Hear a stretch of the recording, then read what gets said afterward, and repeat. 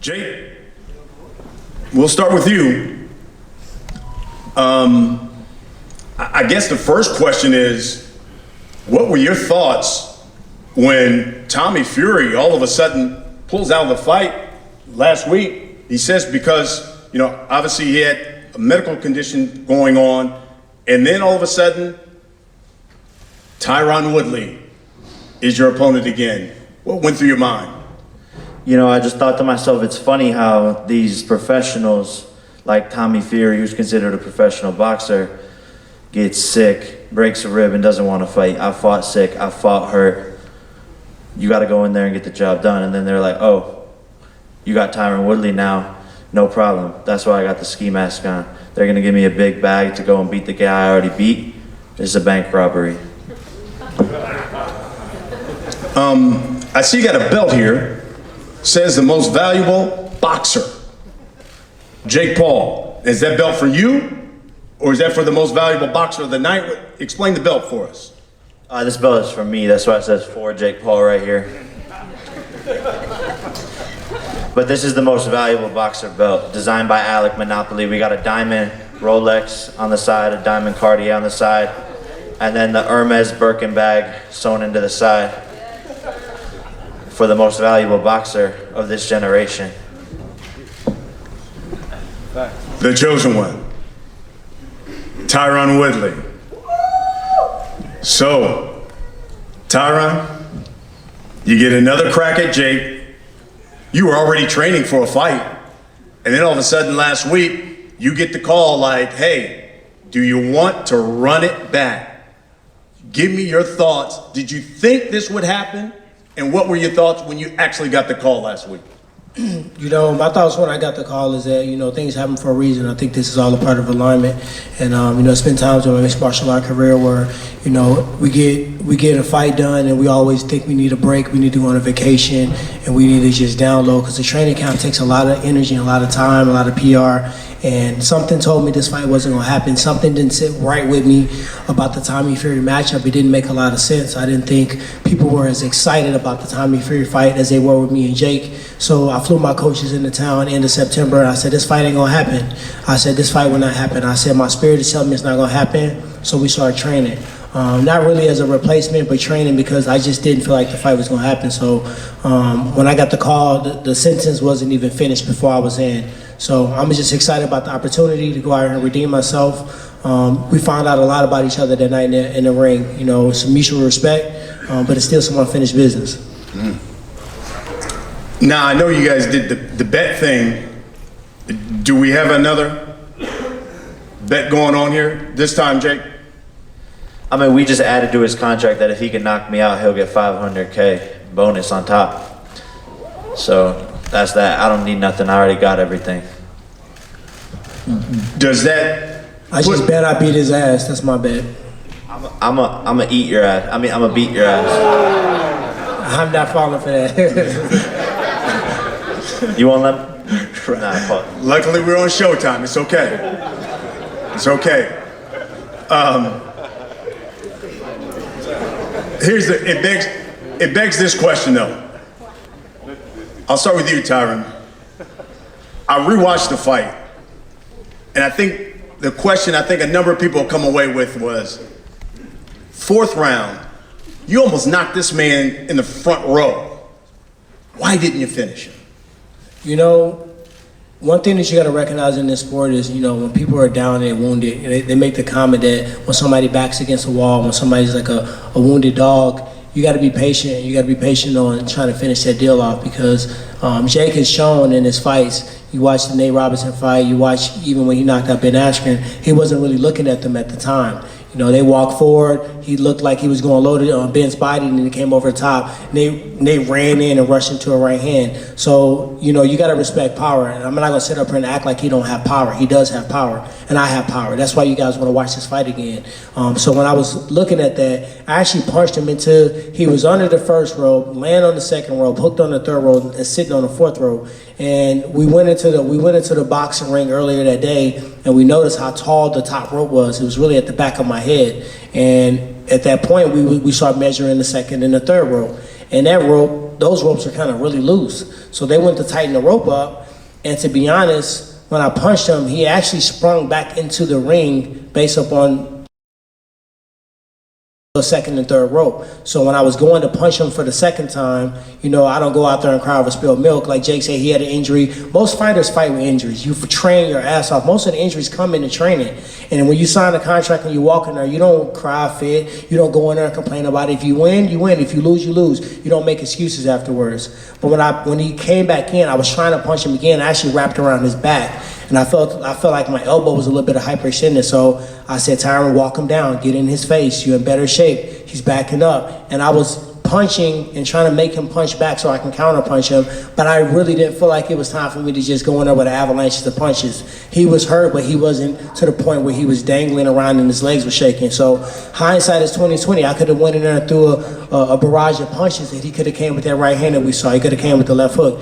Maybe I could have did more. Maybe I could have been a little bit more active, but we're in there. You know what I mean? We're in there. We see what we see, and I gotta go off my experience on what I saw. My last UFC fight, I hit the guy, and he had Bambi legs, and I said it's over with. And I went in there, for the kill. And when I did that, he clipped me with a shot.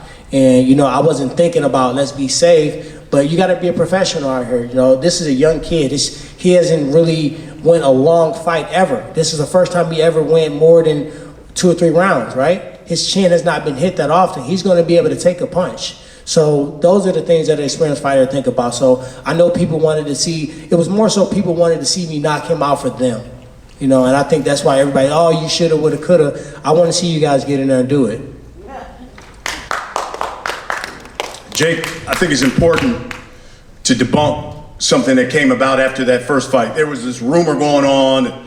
There was a clause in the first fight that you couldn't be knocked out. And that was the reason why Tyron didn't go for the knockout in the 4th round after he took out. But you just said there's an extra $500,000 if he does knock you out. Tell me why you said, okay, let me up the ante.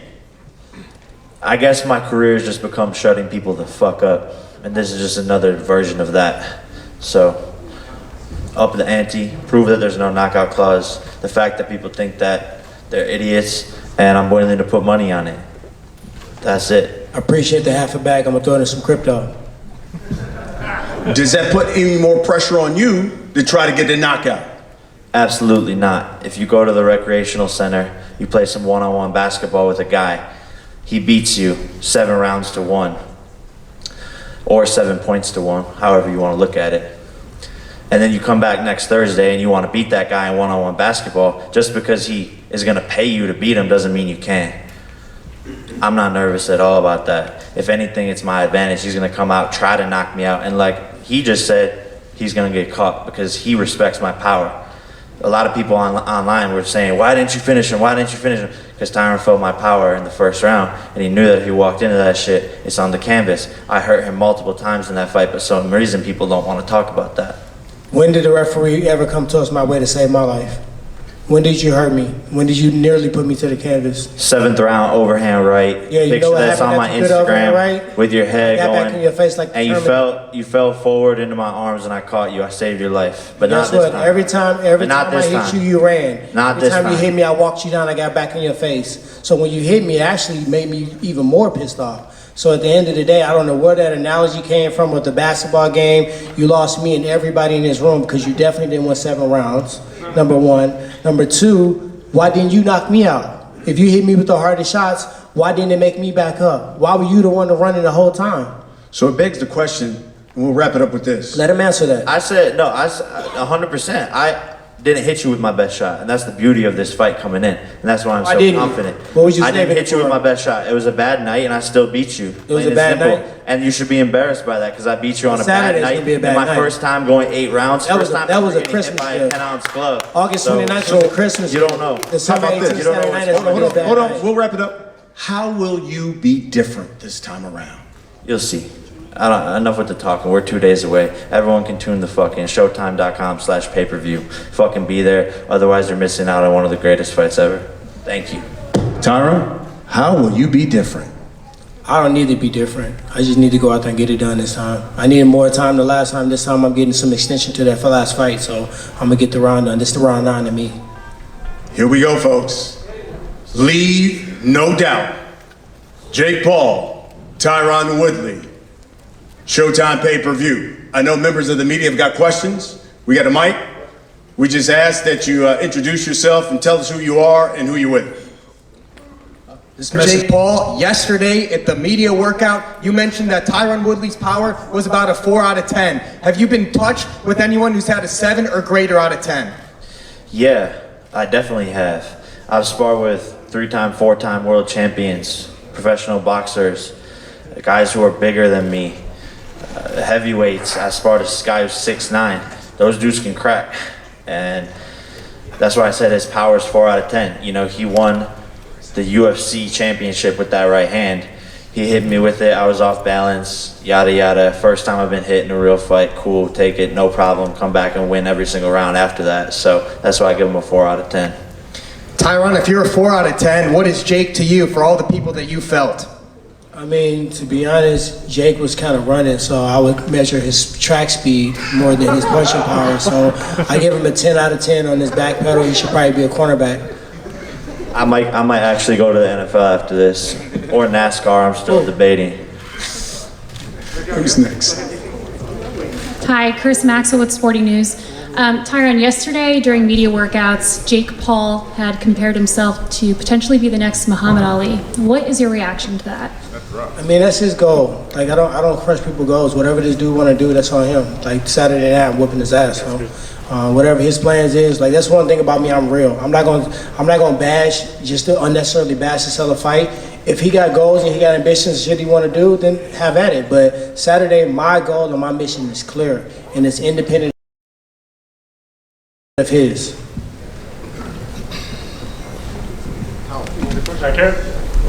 Back here in the back. Josh Cassio, Fox 13. Tyron Woodley, if you win this fight, Start using the right words around here. when you win this fight, will there be a trilogy? Let's just focus on the fight. I mean, shit, we can talk about a trilogy, we can talk about 4, 5, 6, 7 times, but, you know, if I don't get it done on Saturday, this conversation is off the table. So right now, I'm laser focused on Saturday night. I'm ready, I'm excited, I'm more prepared than I was the last time, and the small adjustments I made in training even before the fight was announced, I think those little small things are gonna give me the victory. And then this journey for other MMA fighters like you've been to take on boxing and take on other paychecks after your career in MMA is somewhat over. You know, If they want to lose, for me, he was talking to a man, let the child be quiet. For me, I've always been a trailblazer. I was the first one with the vlog. Make sure you guys check out Champ Camp, it's crazy right now. I was the first one that really entertained these ideas even before Conor did. I was talking about boxing before, and then actually my coach Dean Thomas was here, was talking about boxing before any MMA fighter was boxing. So my mind has always been ahead of the curve. I suggest people do what they are put here to do. Everybody will watch Instagram and internet, and they see something cool and they want to go and do it. Like, that's not what here. For one thing, this fight against Jake, I don't know what it is with this kid that makes me excited to train, that makes me want to get in the gym. And that's why this fight was important to me the first time, and that's why it's important this time. You know, whatever excites you and motivates you to go out there and do whatever God puts you on this earth to do and passionate about, do that. Every MMA fighter should box. Some MMA fighters should box, but they got to make that decision for themselves. So I'm not going out there, you know, waving the banner for MMA. I'm not going out there waving the banner for anybody that want to see Jake get his butt kicked. I'm doing it for myself. And if anybody benefits from it after that, then, you know, multiple birds with one stone. But do what you're supposed to do. Do what you God put you here for. Don't sit here and try to follow my footsteps. Thanks, T-Wood. Jake, conversely, you know, as T said earlier, you've proven your power in the ring. Would you ever consider taking an MMA fight? yeah, for sure, 100%. I think it could happen. You lie. Why not? Why not? You lie. If I can learn how to box in 2 years and beat people like him, then why can't I learn how to do MMA Let's in do 2 MMA years then. and beat people like him? Let's do MMA then. So After we that's finish my this answer. Is boxing it will happen at some point. 100%. Let's do this MMA after we do this boxing stuff, so I can elbow you in the head and knee you in the nugget. So there you have it, folks. Cap. Paul versus Woodley. 2. They say it's all about leave, no doubt. Comes your way, Showtime pay-per-view, Saturday, December 8th, 9 p.m. Eastern. That is 6 o'clock Pacific time. Our first time back here in Tampa in 13 years, but we'll be at the Emily Arena. You can get tickets at emilyarena.com. Make sure you get them because we are expecting a sellout at that arena. Ladies, gentlemen, appreciate it. Let's get a face-off here, guys. Let's face off. Yomar, Miriam, por favor, vamos a tener los careos, así que prepárense de atrás. Ahora les van a decir a dónde.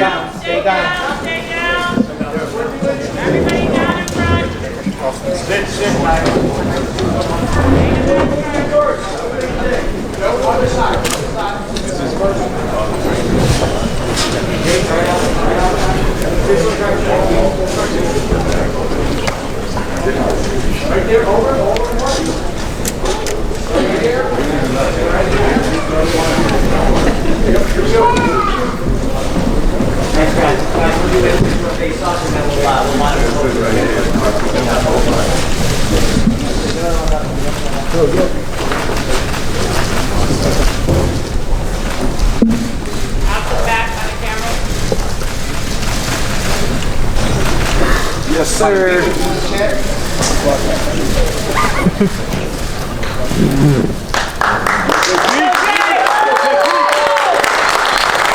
Have a reaction to it, you know? It's all just words. Actions speak louder. I already beat this guy. I got the ski mask on. It's a bank robbery. No problem. Business as usual. Jake, I heard you say in All Access you're going to make $250 million out of this sport. Where does that come from? It's already coming in front of your eyes. You know what I'm saying?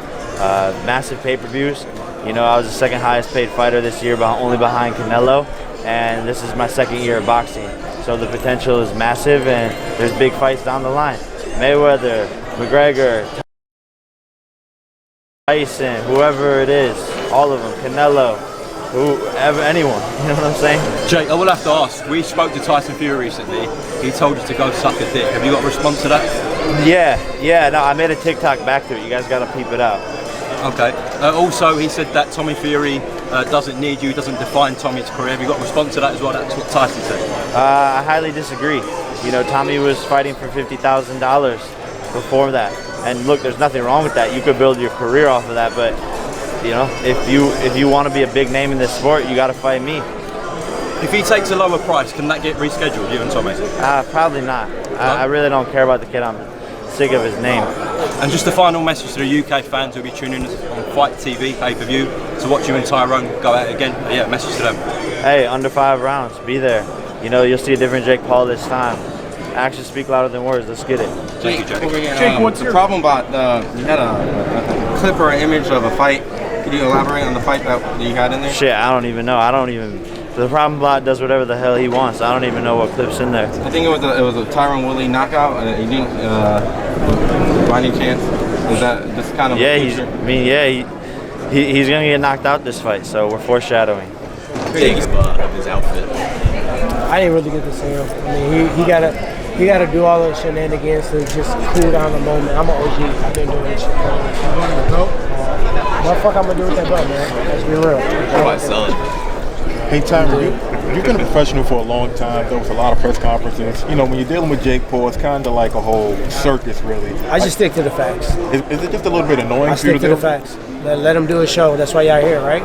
So why I'm gonna end this show? All I'm doing is sticking to the facts. He's getting his ass whipped on Saturday. That's all I need to really talk about. Now that you fought Jake, where do you rank him on like the fighters you faced in the UFC? It's tough because it's boxing. I can't rank anybody. That was my first boxing fight, so it's similar because we're punching each other, but it's completely different. The round time is different. You know what I mean? The clinching is different. You know, the finishing, you know, is way different. So the motherfucker hit the ground in MMA, you get on top of him and you just keep wailing until the referee peel you off. In boxing, you don't know if they're going to, you know, let him continue or not. So I can't really compare it. That was my first boxing fight, so I can only compare him to that. And I think he's going to be a better fighter. Obviously, he's continuing to train. I'm a better fighter. When I looked at him in the face-off, it looked like he won business. I want business. So you guys in for a treat on Saturday. Tyron, Jake's